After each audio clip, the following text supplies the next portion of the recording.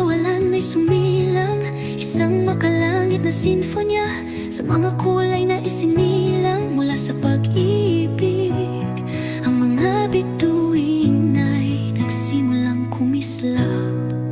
O ang mga bulong ng paglikha sa bukang liway ng bawat araw, sa bawat tibok ng lupa.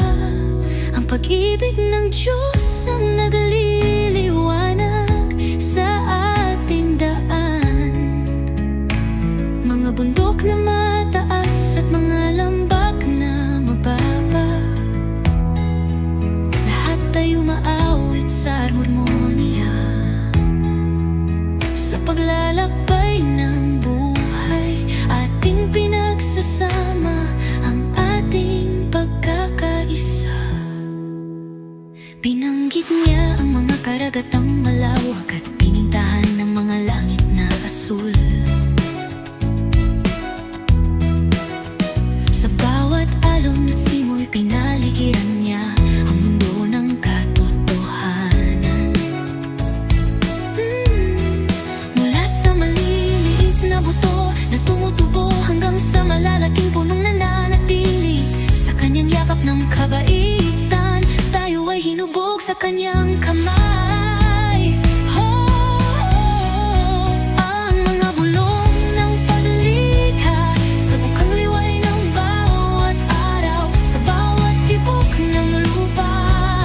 Ang pag-ibig na Diyos ang nagliliwanag sa ating daan.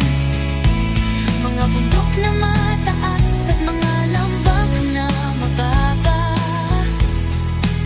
lahat ay umaawit sa harmonya.